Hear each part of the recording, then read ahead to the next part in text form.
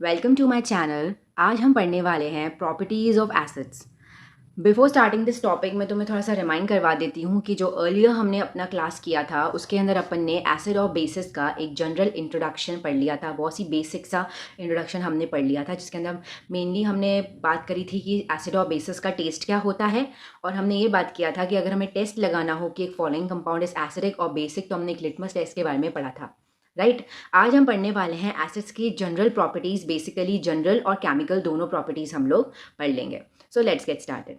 सबसे पहले बात करते हैं, जो एसिड्स होते हैं वो sour in the taste. Almost all acids are sour in taste. ये बात हमें पहले से ही पता है, थोड़ा सा तुम्हारा रिविजन हो जाएगा, ठीक है। तो पहला हमारा पॉइंट यही कह रहा है कि जो भी एसिड्स होते हैं उनका सोर टेस्ट होता है। सोर का मतलब क्या होता है, सार बोलते हैं, कोई सोर बोलता है, ठीक है। एंड सोर टेस्ट होता है बिकॉज वो थोड़े से खट्टे नेचर, खट्टा टेस्ट होता है इनका। सोर इन द सेंस ऑफ खट्टा टेस्ट होता है। जैसे कि जो भी तुम चीज़ें खाते हो, जो भी एडिबल चीज़ें हैं जो तुम खा रहे हो और तुम्हें लग रहा है कि उसका टेस्ट खट्टा है, तो उसके अंदर ज़रूर एक acidic compound, chemical compound present होगा, तभी ही उसका क्या हुआ है, इस तरीके का टेस्ट आया है। जैसे कि अगर अपन बात करते हैं टमेटोज़ की, तो टमेटोज़ का जो ऑब्वियसली खट्टा टेस्ट होता है, क्योंकि उसके अंदर कौन सा एसिड प्रेजेंट रहता है, उसके अंदर ऑक्सैलिक एसिड जो है वो पाया जाता है। उसके अंदर ऑक्सैलिक एसिड पाया जाता है, इसकी वजह से उसका खट्टा टेस्ट होता है। नेक्स्ट लेमन्स आ जाते हैं। उनका जो खट्टा नेचर है वो इसलिए होता है बिकॉज उनके अंदर सिट्रिक एसिड पाया जाता है। कौन सा एसिड पाया जाता है, सिट्रिक एसिड उनके अंदर पाया जाता है। नेक्स्ट आ जाता है हमारा विनेगर, जिसको अपन सिरका कहते हैं। उसका ऐसे तो अपन उसको एडिबल नहीं है, ये अपन खा नहीं सकते नेचुरल फॉर्म में, लेकिन अपन उसको जो फास्ट फूड्स हैं उनमें काफ़ी ज़्यादा यूज़ किया जाता है उसको। तो उसका भी कैसा नेचर होता है, थोड़ा सा सॉर नेचर होता है because of the presence of the acetic acid. Understood. Next point आ जाता है हमारा कि जो एसिड्स होते हैं वो क्या करते हैं, वो ब्लू लिटमस सोल्यूशन को रेड में चेंज कर लेते हैं। ये अपन अपने पहली वाली क्लास में ही डिस्कस करके आए हैं कि जो ब्लू लिटमस सोल्यूशन होता है, अगर वो रेड में चेंज हो जाता है तो हमें ये पता पड़ जाना चाहिए कि जो गिवन कंपाउंड है इज एसिडिक इन नेचर। इसके अलावा अगर अपन वो बात करें कि जो न्यूट्रल हमारा लिटमस सोल्यूशन होता है, जो कि पर्पल कलर का होता है, उसको भी वो क्या चेंज कर देता है, पर्पल कलर के सोल्यूशन को भी वो किस में चेंज कर देता है, रेड में ही चेंज कर देता है। बिकॉज एसिडिक कंपाउंड्स का नेचर ऐसा ही होता है कि वो कोई सा भी ब्लू लिटमस सोल्यूशन हो चाहे पर्पल लिटमस सोल्यूशन हो, वो क्या कर देता है, उसको रेड में ही चेंज करेगा। नेक्स्ट पॉइंट आ जाता है कि जो मोस्ट एसिडिक कंपाउंड्स होते हैं उनका बर्निंग सेंसेशन होता है। Burning sensation in the sense of अगर वो हमारी स्किन पे लग जाता है तो ऐसा लगता है कि कुछ जलन जैसी या चुभन जैसी हमें काफ़ी ज़्यादा फीलिंग आती है, बिकॉज ये हमारे सेल्स को डैमेज करता है। क्या करता है, हमारे सेल्स को डैमेज करता है। इसलिए अपन जो एसिड्स होते हैं, जो भी एसिड की बोटल्स होती है, उसके अंदर इस तरीके का कुछ डेंजर साइन बना हुआ होता है और पीछे स्केलेटन का एक फेस बना हुआ रहता है, बिकॉज वो काफ़ी ज़्यादा डेंजरस होता है। इसके लिए उसको अपन टच नहीं कर सकते विद द बेयर हैंड्स, ठीक है। बहुत ही प्रॉपरली और बहुत ही कॉशियसली उसको अपन को यूज़ करना पड़ता है। नेक्स्ट पॉइंट आ जाता है कि जो हमारा एसिड्स है वो क्या होता है, करोजिव इन नेचर होता है। करोजिव इन नेचर होता है और उसको अपन मेटल के कंटेनर्स के अंदर स्टोर नहीं कर सकते। ऐसा इसलिए बोला गया है बिकॉज कि जो मेटल्स होते हैं ना, वो एसिड्स जो होते हैं वो क्या करते हैं, मेटल्स के साथ रिएक्ट कर जाते हैं। रिएक्ट करके वो कुछ डिफरेंट प्रोडक्ट, कंपाउंड या प्रोडक्ट्स बना देते हैं, ठीक है। जिसकी वजह से जिस भी कंटेनर में, मेटल के कंटेनर में उनको स्टोर किया जाता है, वो काफ़ी ज़्यादा क्या हो जाता है, ख़राब हो जाते हैं। तो अपन कहते हैं वो करोज हो जाते हैं, ठीक है। तो इसलिए क्या होता है कि जो एसिड्स होते हैं उनको मेटल्स के कंटेनर्स में नहीं रखा जाता है, वो रिएक्ट कर जाते हैं मेटल्स के साथ। कभी भी कोई चीज़ जिस कंटेनर में रखी जाएगी तो वो उसी कंटेनर में रखी जाती है, बिकॉज ताकि वो उसके साथ रिएक्ट नहीं करे, वो अपनी ओरिजिनल स्टेट में पाई जाए। अगर वो उस कंपाउंड के साथ रिएक्ट कर जाएगी, जो कंटेनर के अंदर जो कंपाउंड्स हैं उसके साथ अगर वो रिएक्ट कर जाएगी, तो उसके अंदर अपन वो चीज़ नहीं रख सकते। इसलिए हमने क्या करा कि हमने उसको मेटल्स के कंटेनर्स में नहीं रखते, हम उसको यूजुअली जो ग्लास बॉटल्स होती हैं उसमें रखा जाता है, ठीक है। अब अपन क्या करते हैं, अब अपन एक एक करके एसिड्स की जो केमिकल प्रॉपर्टीज़ हैं कि वो किस तरीके से अलग अलग कंपाउंड्स के साथ रिएक्ट करते हैं, क्या हमें प्रोडक्ट देते हैं, वो हमें देखना है। तो सबसे पहला आ जाता है कि किस तरीके से जो एसिड्स होते हैं वो मेटल्स के साथ रिएक्ट करते हैं। अगर मैं मेटल्स और एसिड्स को मिक्स कर दूँ तो क्या होगा, तो देखो, जैसे ही एसिड मेटल के अंदर मिक्स होता है तो वो जो प्रोडक्ट बनाता है वो कुछ इस तरीके का होता है कि सबसे पहले तो वो क्या बना देता है, सॉल्ट बना देता है। सॉल्ट्स बना देता है और एक साथ, और इसके साथ हमें एक हाइड्रोजन गैस जो है उसको इवोल्यूशन करता है। हाइड्रोजन गैस को एज अ बाय प्रोडक्ट बनाता है। उसको मैं बाय प्रोडक्ट इसलिए बोलती हूँ क्योंकि मेजर प्रोडक्ट जो है ना वो हमारा सॉल्ट है, ठीक है। तो हमारे को बाय प्रोडक्ट के फॉर्म में हाइड्रोजन गैस भी एज अ लिबरेट होती हुई दिखती है। ओके, अगर अपन इसको एक एग्जाम्पल से समझते हैं तो देखो, एसिड्स के रूप में मैंने यहाँ पे H2SO4 जिसको अपन सल्फ्यूरिक एसिड कहते हैं वो ले लिया लिया है और मेटल के लिए हमने जिंक ले लिया है। अपन कोई सा भी मेटल ले सकते हैं और कोई सा भी क्या कर सकते हैं, एसिड ले सकते हैं। ओके, तो हम देख रहे हैं कि जैसे ही जो मेटल है वो एसिड के साथ रिएक्ट किया है तो उसने हमको क्या बना के दे दिया है, जिंक सल्फेट बना के दिया है, जिसका फॉर्मूला होता है ZnSO4। Zinc sulphate is ZnSO4, ये बना के हमें दिया है, जो कि क्या है, एक सॉल्ट है और उसके साथ हमें हाइड्रोजन गैस भी क्या हुई है, एज अ इवॉल्व होती हुई दिख रही है। अब इस हाइड्रोजन गैस का इवोल्यूशन जो है वो हमने क्या करा है, एक एक्सपेरिमेंटल सेटअप से भी समझने की कोशिश करी। तो हमने क्या करा, एक तरफ हमने क्या ले ली, एक टेस्ट ट्यूब ले ली, इसे क्या कहते हैं, टेस्ट ट्यूब ले ली, और इधर हमने क्या ले लिया, एक हमने बीकर ले लिया है। क्या ले लिया है, बीकर। इस तरीके के स्ट्रक्चर वाले मटेरियल को अपन क्या कहते हैं, इंस्ट्रूमेंट को क्या कहते हैं, अपन बीकर कहते हैं। ठीक है, ग्लासवेयर्स होते हैं बेसिकली, लैब्स में हमें इजीली देखने को मिल जाते हैं। ये टेस्ट ट्यूब है, ये हमारा बीकर है। टेस्ट ट्यूब में क्या, और है ना इसके अंदर ये जो तुम्हें ट्यूब दिख रही है, पहले अपन देख लेते हैं कि हमको ग्लासवेयर्स की नीड क्या क्या रहेगी। टेस्ट ट्यूब ले लिया अपन ने, एक बीकर ले लिया, हमको एक ये प्लास्टिक की, मतलब प्लास्टिक की हो सकती है या तो फिर एक वुडन मटेरियल की होती है। ठीक है, एक कॉर्क होती है, CORK, क्या होती है, एक, इसको क्या बोलते हैं, रबर कॉर्क कहते हैं। रबर की भी हो सकती है, रबर, प्लास्टिक की तो नहीं लेते हैं, रबर कॉर्क लेते हैं अपन। ठीक है, और इसके अंदर बीच में ये कुछ इस तरीके की दिखती है। ठीक है, इस तरीके की दिखती है, और इसके बीच में क्या होता है, एक स्पेस बीच में प्रेजेंट होता है, और नीचे की तरफ से भी एक स्पेस प्रेजेंट रहता है। और उसके अंदर अपन कोई भी, मतलब जो ट्यूब्स वगैरह होती हैं अपने एक्सपेरिमेंटल प्रोसेस के लिए, जो अपन ट्यूब्स यूज़ करते हैं, वो अपन आसानी से इसके अंदर इंसर्ट करके अपना एक्सपेरिमेंट कैरी आउट कर सकते हैं। तो क्या होता है, एक रबर की कॉर्क होती है, और उसके बीच में क्या होता है, सेंटर में स्पेस प्रेजेंट रहती है, और उस स्पेस के अंदर एक डिलीवरी ट्यूब होती है। क्या होती है, एक डिलीवरी ट्यूब होती है, ग्लास टाइप होती है, डिलीवरी ट्यूब होती है, और ऐसी बेंटेड शेप की होती है, हमें उसको बेंड करने की ज़रूरत नहीं पड़ती है, वो इस तरीके की बैंड शेप की ही दिखती है। तो होता यूँ है कि जैसे ही हम जो हमारा टेस्ट ट्यूब होता है उसके अंदर अपन छोटे से जिंक ग्रैन्युल्स इंसर्ट कर देते हैं।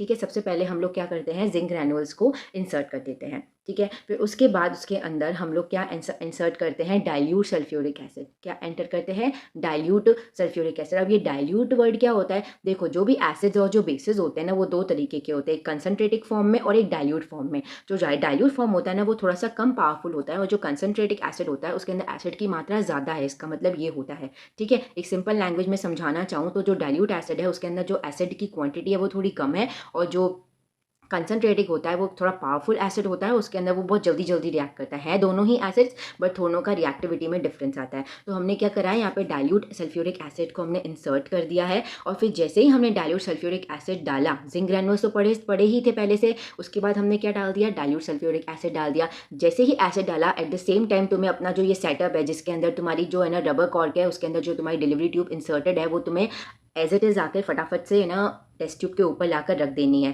ठीक है, क्यों रख देनी है फटाफट, वो तुम्हें अभी समझ में आएगा, क्योंकि हमें पता है कि जैसे ही मेटल है और वो एसिड के साथ रिएक्ट करेगा तो वो हाइड्रोजन गैस तो इवॉल्व करता ही है, और गैसेस फटाफट एस्केप आउट नहीं हो जाए, टेस्ट ट्यूब से बाहर निकल ना जाए, इसके लिए क्या करेंगे, जैसे ही अपन एक तरफ से अपन क्या कर देंगे, एसिड डालेंगे, तो विद इन अ सेकेंड्स हमें क्या करना पड़ेगा, बहुत ही कम टाइम के अंदर अपन को अपना सेटअप ला के इधर रख देना, दैट इज कॉर्क, और डिलीवरी ट्यूब ला के उसके ऊपर, टेस्ट ट्यूब के ऊपर रख देनी होगी। तो जैसे ही हमने ट्यूब लाकर रख देंगे तो उसके जो एक एंड होगा वो तो टेस्ट ट्यूब बिल्कुल अंदर की तरफ अपन को डालना है, बिल्कुल ये जो है ना, ये जो चीज़ है ब्लू कलर की, ये जो हमारी ट्यूब है वो बिल्कुल अंदर तक इंसर्ट होनी चाहिए। ओके, और अपन का जो नेक्स्ट एंड होगा वो बीकर के अंदर होगा, जिसके अंदर सोप सोल्यूशन प्रेजेंट है, तो साबुन का जो सोल्यूशन है वो प्रेजेंट है। ठीक है, तो हम क्या करेंगे, जैसे ही हमने सेटअप करा तो हम देखेंगे कि जो गैस है वो इधर से ट्रैवल करके, हाइड्रोजन गैस जो निकल रही है वो ट्यूब से ट्रैवल कर रही है, और कहाँ पे चली जाएगी, इसके अंदर आ जाएगी, और इसके अंदर हम देखेंगे कि कुछ बबल्स निकल रहे हैं, सोप के बबल्स निकल रहे हैं, और उस सोप के बबल्स के अंदर क्या है, हाइड्रोजन गैस ही तो प्रेजेंट है।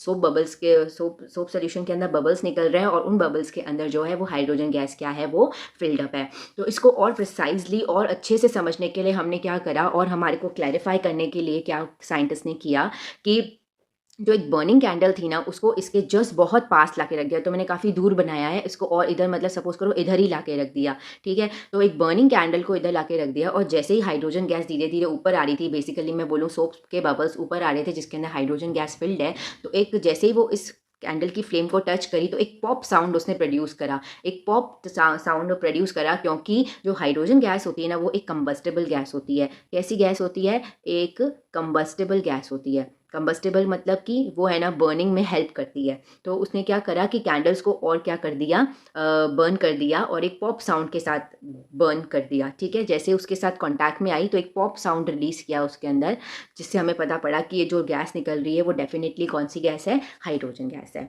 अंडरस्टूड। नेक्स्ट कर देते हैं हम बात checking the reactivity of the different metals towards particular acid. अब हम क्या देखेंगे कि जैसे हमने यहाँ देखा कि जो मेटल्स थे वो एसिड के साथ रिएक्ट कर रहे थे, करेक्ट, और सॉल्ट और हाइड्रोजन गैस को लिबरेट कर रहे थे।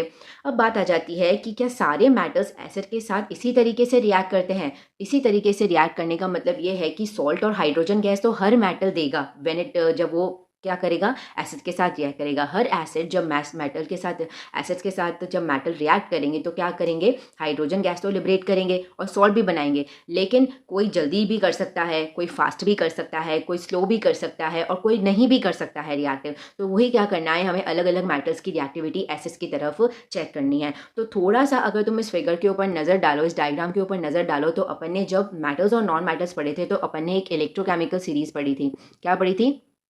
इलेक्ट्रोकेमिकल सीरीज़ पढ़ी थी, जिसमें मैंने कहा था कि एक जो सीरीज़ है उसके अंदर जो मेटल्स है अपनी रिएक्टिविटी के अनुसार जो है उनको अरेंज कर दिया गया है। और तुम जानते हो कि जो हाइड्रोजन से सबसे ऊपर वाले मेटल्स होते हैं वो रिएक्टिव होते हैं, जो बीच वाले होते हैं थोड़े बहुत हाइड्रोजन के आसपास वाले वो थोड़े से मॉडरेटली रिएक्ट करते हैं, ठीक है, और जो सबसे नीचे प्रेजेंट होते हैं वो तो बिल्कुल इनर्ट ही होते हैं। इनर्ट इन द सेंस वो रिएक्ट करते ही नहीं है, ठीक है, ये बात हमें पहले से ही पता है। तो हमने क्या लिया कि अलग अलग तरीके के मेटल्स ले लिए और एक ही तरीके का एसिड लिया, एसिड HCl ही लिया है चारों केसेस के अंदर। एक बार मैग्नीशियम लिया, एक बार जिंक लिया, एक बार आयरन लिया, एक बार कॉपर लिया। तो इन चारों मेटल्स को तुम एक बार देखो कि सबसे पहले कौन सा सबसे ऊपर आ रहा है। मैग्नीशियम देखो सबसे ऊपर आ रहा है। उसके बाद हमने क्या लिया है, यहाँ पर जिंक लिया है। जिंक लिया है, फर्स्ट नंबर पे मैग्नीशियम आ रहा है, उसके बाद जिंक आ रहा है, फिर आयरन आ रहा है और सबसे लास्ट में आ रहा है कॉपर। अब क्योंकि हम इस इलेक्ट्रोकेमिकल सीरीज़ को पहले से ही हमने पढ़ रखा है तो हम ये जानते हैं कि जो अगर रिएक्टिविटी होगी, अच्छी रिएक्टिविटी, अगर मेटल सॉल्ट्स के साथ एसिड्स के साथ रिएक्ट करेंगे तो सबसे बढ़िया तो मैग्नीशियम ही रिएक्ट करने वाला है। बढ़िया इन द सेंस ऑफ कि बहुत ही फास्ट रिएक्ट करने वाला है, मतलब हमें प्रोडक्ट बहुत जल्दी मिल जाएगा। और जो जिंक है वो थोड़ा सा स्लो करेगा, आयरन उससे थोड़ा सा स्लो करेगा और कॉपर तो ऑलमोस्ट ना के बराबर ही रिएक्ट करेगा। और ये बिल्कुल सही बात है क्योंकि हमें ऑब्जर्वेशंस भी कुछ इसी तरीके के मिले थे। हमने ये देखा था कि हमें सॉल्ट और हाइड्रोजन गैस तो चारों केसेस में मिल रही है, मतलब कॉपर के केस में ऑलमोस्ट ना के बराबर मिल रही है क्योंकि बहुत समय लग गया रिएक्शन होने में। तो हमारा ऑब्जर्वेशन कुछ इसी तरीके का था कि जो मैग्नीशियम था बहुत ही विगरसली रिएक्ट किया, मतलब बहुत ही फास्ट रिएक्ट किया। जो जिंक था वो थोड़ा सा कम धीरे रिएक्ट किया, आयरन उससे भी कम, और जो कॉपर जो था वो तो बिल्कुल रिएक्ट ही नहीं किया। उसके अंदर मुझे सॉल्ट और जो हाइड्रोजन गैस थी वो बहुत ही लेट मिली या फिर मिली ही नहीं। इस तरीके का कुछ ऑब्जर्वेशन हमारा था। तो अगर हम रिएक्टिविटी मेटल्स की अरेंज करते हैं, अगर हम उनको एसिड्स के साथ रिएक्ट कर रहे हैं तो कुछ इस तरीके से अपन रिएक्टिविटी को अरेंज कर सकते हैं कि जो मैग्नीशियम है वो सबसे फास्ट रिएक्ट कर रहा है, फिर जिंक, आयरन और जो कॉपर है वो बिल्कुल रिएक्ट ही नहीं कर रहा है या फिर लीस्ट रिएक्ट कर रहा है। क्या कर रहा है? लीस्ट रिएक्ट कर रहा है। अभी तक हमने मेटल की रिएक्टिविटी पढ़ चुके हैं और जो हमारे एसिड्स होते हैं, सॉरी, वो एसिड्स जो हैं वो मेटल्स के साथ किस तरीके से रिएक्ट करते हैं वो हमने देख लिया है। अब अपन बात करते हैं कि जो एसिड्स होते हैं वो मेटल कार्बोनेट्स के साथ किस तरीके से रिएक्ट करते हैं। मेटल कार्बोनेट्स, एक मेटल होगा और एक कार्बोनेट होगा, उन दोनों ने मिला तो मेटल कार्बोनेट्स बना दिया। तो इस तरीके से मेटल कार्बोनेट्स के साथ एसिड्स किस तरीके से रिएक्ट करते हैं। सबसे पहले अपन एक बेसिक अपना डेफिनेशन देख लेते हैं कि भाई रिएक्शन से बनता क्या है, कुछ बनता भी है कि नहीं बनता है। ज़रूर बनता है। जैसे ही जो एसिड्स होते हैं वो मेटल कार्बोनेट्स के साथ रिएक्ट करते हैं तो वो यहाँ पे भी क्या बना रहे हैं, सॉल्ट ही बना रहे हैं। लेकिन हमें बाय प्रोडक्ट के फॉर्म में यहाँ पे हाइड्रोजन गैस नहीं मिल रही है, यहाँ पे हमें वाटर मिल रहा है और हमें CO2 मिल रही है। By products are different. Major product salt तो मिल ही रहे हैं, वहाँ पे भी हमें सॉल्ट मिल रहा था और वाटर नहीं मिल रही थी वहाँ, और हमें कार्बन डाइऑक्साइड वहाँ नहीं मिल रही थी जब वो किसके साथ रिएक्ट कर रहे थे, मेटल्स के साथ रिएक्ट कर रहे थे। इस बार क्या है, मेटल कार्बोनेट्स हैं, तो उनके साथ जब वो रिएक्ट कर रहे हैं तो हमें वाटर और CO2 गैस मिल रही है। तो इसको अगर अपन एक एग्जांपल से समझें तो देखो, एसिड्स के लिए मैंने यहाँ पे सल्फ्यूरिक एसिड ले लिया, करेक्ट। और मेटल कार्बोनेट्स क्या होते हैं, कार्बोनेट्स जो होते हैं उनका जनरल फॉर्मूला होता है CO3-2। कार्बोनेट्स जो होते हैं वो कुछ इस फॉर्म में एग्जिस्ट करते हैं, ओके। तो मेटल है तो कोई भी एक मेटल लगा दो और एक कार्बोनेट का ये एज इट इज लिख दो तो हमारे बन गए मेटल कार्बोनेट्स। तो देखो, सोडियम इज द मेटल और CO3, तो मेटल कार्बोनेट्स हो गया। अब Na2CO3 क्यों आया, क्योंकि अपन जब फॉर्मूला डिराइव करते हैं, केमिकल फॉर्मूला लिखते हैं, तो जो उनकी वैलेंसीज होती हैं वो क्रॉस मल्टीप्लाई होती हैं, इस तरीके से ये फॉर्मूला बनता है। लेकिन इसके बारे में अभी इतना डिटेल में जाने की जरूरत नहीं है, बिकॉज हमें फॉर्मूला तो पता ही होना चाहिए। एनी हाउ अपन एग्जाम में हमेशा फॉर्मूला निकालने तो बैठेंगे नहीं, ठीक है। तो देखो, जिस एसिड्स को जैसे ही अपन मेटल कार्बोनेट्स, यहाँ पे मेटल कौन सा है, सोडियम, तो कौन सा कार्बोनेट हो गया, सोडियम कार्बोनेट हो गया। तो जैसे ही एसिड्स जो हैं वो सोडियम कार्बोनेट के साथ रिएक्ट करते हैं तो सबसे पहला जो है वो हमें सॉल्ट देंगे, तो उन्होंने मेटल का ही सॉल्ट देंगे, मेटल के साथ रिएक्ट कर रहे हैं तो मेटल के साथ मेटल का ही सॉल्ट देंगे। तो सोडियम का सॉल्ट दे दिया उन्होंने, जो कि देखो सोडियम सल्फेट दे दिया, जो कि क्या है, एक सॉल्ट है। और इसके साथ साथ हमें हाइड्रोजन मतलब वाटर और कार्बन डाइऑक्साइड जो है एज अ गैस के फॉर्म में, बाय प्रोडक्ट के फॉर्म में हमें देखने को मिला।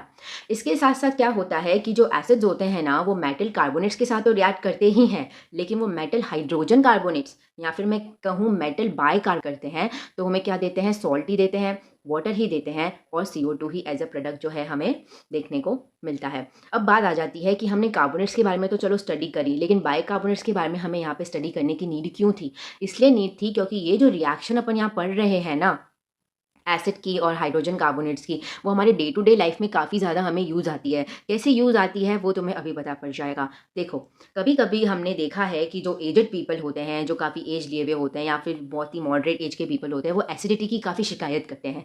एसिडिटी क्या होता है, जब हमारा जो स्टमक है वो फूड को डाइजेस्ट करने के लिए एक एसिड को सिक्रेट करता है, और वो जो एसिड होता है वो हमारे स्टमक में निकलना बहुत इंपॉर्टेंट होता है, क्योंकि उसकी मदद से क्या होता है, हमारे डाइजेशन में बहुत ज़्यादा हेल्प मिलती है, और जो हमारे खाने में थोड़े बहुत माइक्रोब्स या बैक्टीरियाज होते हैं, वो उस एसिड के कांटेक्ट में आते ही क्या हो जाते हैं, मर जाते हैं। ठीक है, तो ये एसिड निकलना हमारी बॉडी में काफ़ी ज़्यादा इंपॉर्टेंट है। लेकिन ये जो एसिड होता है एक पर्टिकुलर अमाउंट में ही निकलता है। एक हेल्दी ह्यूमन के अंदर ये जो एसिड है वो एक प्रॉपर अमाउंट में ही निकलता है। लेकिन अगर कुछ बॉडी इम्बैलेंस हो गया या कुछ प्रॉब्लम आ गई, तो ये एसिड जो है कभी कभी क्या हो जाता है, पुअर ईटिंग की वजह से, बाहर का ज़्यादा खाना खाने की वजह से जो एसिड है वो थोड़ा सा ज़्यादा लिबरेट हो जाता है, जिसकी वजह से स्टमक के अंदर बर्निंग सेंसेशंस फील होते हैं और हमारे को काफ़ी ज़्यादा अनईजी फील होता है। अब देखो, अभी एसिड तो बहुत ज़्यादा सिक्रेट हो चुका है स्टमक के अंदर, तो जब अपन ये शिकायत डॉक्टर के पास लेके जाते हैं, तो डॉक्टर हमें यही सजेस्ट करते हैं, हमें एक डॉक्टर तो हमें क्या देते हैं, कोई सस्पेंशन दे देते हैं, मिल्क ऑफ मैग्नीशिया का सस्पेंशन दे देते हैं, कोई बेसिक कंपाउंड दे देते हैं यूजुअली। या फिर अगर अपन घरेलू इलाज करते हैं तो अपन क्या बोल देते हैं, अपने पेरेंट्स बोलते हैं कि सोडा पी लो, इनो P low, Limca P low. ठीक है, तो ये सब चीज़ें हम इसलिए लेते हैं, ये चीज़ों के सबके नाम अलग हैं, लेकिन इनके अंदर जो कंटेंट है ना, मेनली वो सब सेम है। सबके अंदर सोडियम बाइकार्बोनेट पाया जाता है। क्या पाया जाता है, सोडियम बाइकार्बोनेट पाया जाता है, जिसको अपन बेकिंग सोडा भी कहते हैं। ठीक है, तो देखो होता क्या है कि जो हमारी बॉडी के अंदर एसिड जो ज़्यादा अमाउंट में सिक्रेटेड है, जैसे कि H2SO4 ले लो, या फिर हमारी बॉडी में तो HCl सिक्रेट होता है, लेकिन बिकॉज दोनों ही एसिड्स हैं तो वो इसी तरीके से ही रिएक्ट करेंगे, सॉल्ट, वाटर और CO2 ही देंगे। तो जैसे ही जो एसिड है, जैसे हम एसिड हमारी बॉडी के अंदर है और जैसे हमने सोडा इंटेक किया, मतलब अपने एक बेस इंटेक किया, तो होगा क्या कि वो जो बेस है वो एसिड को क्या कर देगा, न्यूट्रलाइज कर देगा, और न्यूट्रलाइज करके हमें सॉल्ट फॉर्म कर देगा हमारी बॉडी के अंदर। और वो जो सॉल्ट है उसके अंदर ना तो कोई एसिडिक प्रॉपर्टी होती है, ना ही कोई बेसिक प्रॉपर्टी होती है, जिसकी वजह से क्या होता है, एक न्यूट्रल होता है, सॉल्ट तो बिल्कुल न्यूट्रल होता है, ना ही एसिडिक ना ही बेसिक, जिसकी वजह से हमें काफ़ी ज़्यादा एसिडिटी में रिलीफ मिलता है। तो ये जो रिएक्शन है वो हमारे डे टू डे लाइफ में या फिर एसिडिटी के पेशेंट्स के लिए काफ़ी ज़्यादा यूजफुल होती है। इसी तरीके से चीज़ें वर्क करती हैं। ओके, अब इस चीज़ को समझने के लिए, कौन सी चीज़ को, कि भाई जब एसिड्स जो होते हैं वो मेटल कार्बोनेट्स या मेटल बाइकार्बोनेट्स के साथ जब रिएक्ट करते हैं तो CO2 गैस जो है वो रिलीज होती है। तो इस चीज़ को समझने के लिए एक एक्सपेरिमेंटल सेटअप किया गया, और वो एक्सपेरिमेंटल सेटअप जो था वो कुछ इस तरीके का था। तो क्या था उस एक्सपेरिमेंटल सेटअप के अंदर, तुमने 2 टेस्ट ट्यूब ले ली, एक ये और एक ये रही। ठीक है, 2 टेस्ट ट्यूब ले ली, और तुमने क्या लिया, एक डिलीवरी ट्यूब, हमने देखो पहले ही पढ़ के आए हैं, ये डिलीवरी ट्यूब है वो ले ली है, और उसको हमने कॉर्ड के साथ क्या कर दिया है, फिक्स कर दिया है, एक रबर कॉर्क के साथ हमने उसको फिक्स कर दिया है। इसमें हमने लिया क्या है, इसके अंदर हमने कुछ इस तरीके से किया है कि हमने सोडियम कार्बोनेट ले लिया है, या सोडियम हाइड्रोजन कार्बोनेट जो है, लैबोरेटरीज में इनका पाउडर मिलता है हमें, हमने लाकर क्या कर दिया, टेस्ट ट्यूब के अंदर डाल दिया सोडियम कार्बोनेट। ये जो सॉलिड लिखा हुआ है ना, ये सॉलिड क्या है बेसिकली, ये solid carbonate, sodium hydrogen carbonate या सोडियम बाइकार्बोनेट हो सकता है, कुछ भी रख लो। ठीक है, हमने इसके अंदर डाला। उसके बाद हमने एक कोई भी तरीके का एसिड जो है वो टेस्ट ट्यूब के अंदर फिल किया। HCl रख सकते हो, H2SO4 रख सकते हो, H2SO4 रख सकते हो, वेट अ मिनट, एक मिनट, तुम H2SO4 भी रख सकते हो, H2SO4 जिसे अपन सल्फ्यूरिक एसिड कहते हैं। उसके बाद तुम CH3COOH भी रख सकते हो। ये क्या होता है, एसिटिक एसिड होता है, यहाँ पे एसिटिक एसिड का नाम दिया है। जो भी मैं बोल रही हूँ सब एसिड के एग्जाम्पल है, तो रिएक्शन कुछ उसी तरीके से होंगी। ठीक है, तो देखो हमने क्या करा, सॉलिड के रूप में हमने सोडियम कार्बोनेट या सोडियम हाइड्रोजन कार्बोनेट इंसर्ट कर दिया, और फिर उसके अंदर हमने क्या किया, धीरे धीरे एसिड्स को डालते गए। ठीक है, जैसे ही हमने एसिड को इंसर्ट किया ना, उसी वक्त तुम्हें क्या कर देना है, विदाउट एनी डिले, बिना देर किए, हमें एक कॉर्क विद डिलीवरी ट्यूब उसके अंदर इंसर्टेड टेस्ट ट्यूब के ऊपर रख देनी है विदाउट एनी डिले। क्यों? क्योंकि हमें पता है कि जैसे ये रिएक्शन होगी तो CO2 गैस इवॉल्व होगी, तो वो एस्केप आउट ना हो जाए, वो पूरी तरीके से बाहर ना निकल जाए टेस्ट ट्यूब के, तो हम हथो हथ क्या कर देंगे, जल्दी से जल्दी लाकर हम ये ट्यूब लाकर रख देंगे और उस ट्यूब का एक एंड जो है वो टेस्ट ट्यूब के अंदर होगा, डीप इनसाइड और अंदर होना चाहिए, तो और अच्छे से रिएक्शन मतलब हमें ऑब्जर्वेशंस मिलेंगी। और जो दूसरा एंड होगा वो दूसरे टेस्ट ट्यूब में होगा, और दूसरे टेस्ट ट्यूब के अंदर हमने क्या ले रखा है, कैल्शियम हाइड्रोक्साइड ले रखा है, कैल्शियम हाइड्रोक्साइड का सोल्यूशन ले रखा है, जो कि क्या होता है, एक बेस होता है। कैल्शियम हाइड्रोक्साइड क्या है, वो एक बेस है। ठीक है, तो देखो कुछ इस तरीके से रिएक्शन हुई कि जैसे ही हमने कार्बोनेट्स या बाइकार्बोनेट्स को एसिड के साथ मिक्स किया तो हमें क्या मिला, सॉल्ट मिला, वाटर मिला, और कार्बन डाइऑक्साइड जो है वो हमें गैस मिल गई। फिर उसके बाद क्या किया, ये तो हमें पता ही था, ये हम पहले से ही पढ़ के आए हैं, इसमें अभी तक कुछ नया नहीं है। अब जो पढ़ाऊंगी वो नया है। जैसे ये CO2 जो थे लिबरेट हुई ना, हमने क्या करा था, उसको डिलीवरी ट्यूब से एक दूसरे बीकर में ट्रांसफर किया। इस गैस को हम लेके आना चाह रहे थे इस बीकर इस टेस्ट ट्यूब के अंदर, जिसके अंदर कैल्शियम हाइड्रोक्साइड सोल्यूशन है। तो जैसे इस CO2 को डिलीवरी ट्यूब की मदद से जैसे ही हम किस में लेकर आए, कैल्शियम हाइड्रोक्साइड के सोल्यूशन में। कैल्शियम हाइड्रोक्साइड का फॉर्मूला क्या होता है, CaOH whole twice. CaOH whole twice is the formula of calcium hydroxide, और इसका दूसरा नाम भी होता है, जनरल नेम कॉमन लैंग्वेज में उसको लाइम वाटर भी कहते हैं।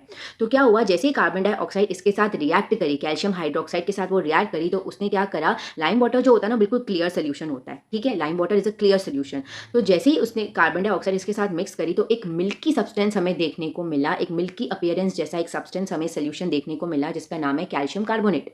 मतलब कैल्शियम हाइड्रोक्साइड जब CO2 के साथ मिक्स किया तो उसने क्या बना दिया, कैल्शियम कार्बोनेट बना दिया, जिसका अपीयरेंस कैसा था, उसका अपीयरेंस जो था वो मिल्की था, और उसके साथ साथ वाटर भी थोड़ा सा वाटर भी बना था एज अ बाय प्रोडक्ट। ठीक है, फिर हमने देखा कि मिल्कीनेस आ किस ले रही है, तो हमने क्या करा, कैल्शियम कार्बोनेट का हमें कैसे पता पड़ा कि वो एक व्हाइट कलर का मिल्की सब्सटेंस है, तो हमने क्या करा, जो हमारे बीकर के अंदर जो व्हाइट कलर का सब्सटेंस बना था ना, हमने उसको फिल्टर करा, उसको हमने फनल डालकर क्या करा, फिल्टर किया। तो हमने देखा कि जो फनल के ऊपर तो कैल्शियम कार्बोनेट रह गया, और नीचे क्या रहा, जो पानी लिबरेट हुआ था वो नीचे फिल्ट्रेट के फॉर्म में आ गया, और जो कैल्शियम कार्बोनेट था ना उसका क्या था, वाइट कलर था, वो एक वाइट कलर का पाउडर था। जब उसको ड्राई किया हमने देखा तो वो एक वाइट कलर का पाउडर सब्सटेंस था।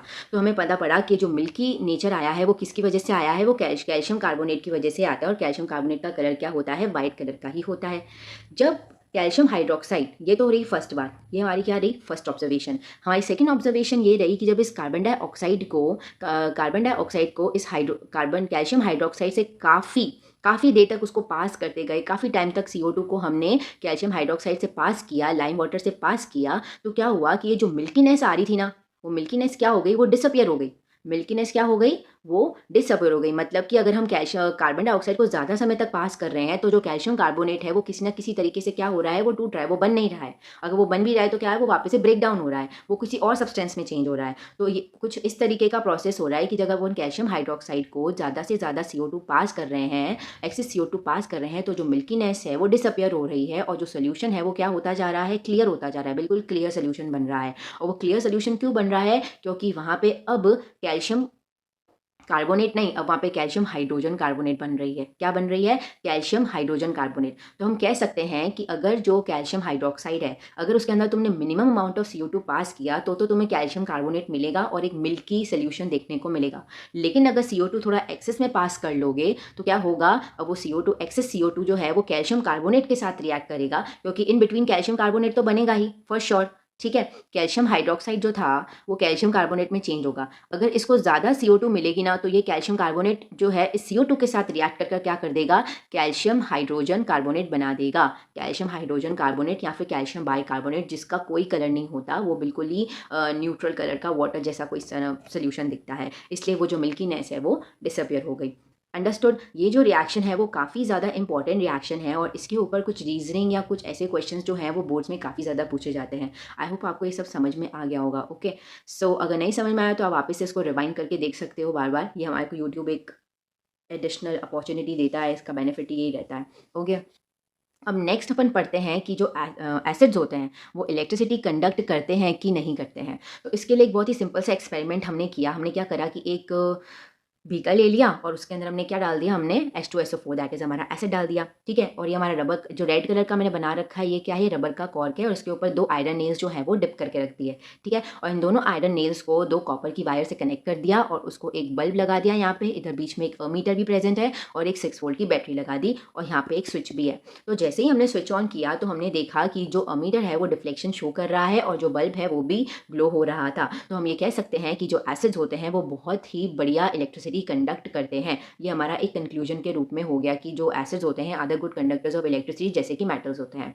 ओके, अगर हम ये जो आयरन नेल है ना वो सोल्यूशन के ऊपर रख देते हैं, मतलब कहीं इधर रख देते हैं, मतलब ये जो आयरन, हाँ, जो नेल्स हैं वो सोल्यूशन में पूरी तरीके से डिप नहीं हुई भी होती ना, तो हमारा जो इलेक्ट्रिक करंट है ना वो नहीं नहीं मूव होता, इलेक्ट्रिक करंट की सप्लाई नहीं होती और जो बल्ब है वो ग्लो नहीं होता। तो इससे हमें क्लियरली ये समझ में आ जाता है कि जो अगर एसिड्स में डिप्ड है तो ज़रूर एसिड की ही वजह से क्या हो रहा है, बल्ब ग्लो हो रहा है और एसिड्स जो है therefore are the good conductors of electricity. Okay, next आ जाता है कि जो एसिड्स होते हैं वो बेसिस के साथ रिएक्ट करते हैं कि नहीं करते हैं। ज़रूर करते हैं। एसिड्स जो है वो बेसिस के साथ रिएक्ट करके हमें सॉल्ट और वाटर बना देते हैं और ये जो रिएक्शन है वो न्यूट्रलाइजेशन रिएक्शन होती है, क्योंकि न्यूट्रलाइजेशन का मतलब क्या होता है, एक न्यूट्रल प्रोडक्ट वो होता है जो कि ना एसिडिक होता है ना ही बेसिक होता है, और वो सॉल्ट है। सॉल्ट का कैरेक्टर ऐसा ही होता है, वो ना ही एसिड होता है ना ही बेसिक होता है। इसलिए जो एसिड और बेस है वो मिलकर हमें न्यूट्रलाइजेशन प्रोडक्ट देते हैं, यहाँ पर कह सकते हैं न्यूट्रलाइजेशन रिएक्शन देते हैं, that is salt and water. इसका जब हमने एग्जाम्पल लिया तो हमने एसिड के रूप में hydrochloric acid that is HCl ले लिया और बेसिस के रूप में हमने sodium hydroxide that is NaOH ले लिया। जब उसको रिएक्ट करवाया तो NaCl जो कि एक सॉल्ट है जिसको अपन टेबल सॉल्ट भी कहते हैं वो दिया और वाटर हमें एज ए बाय प्रोडक्ट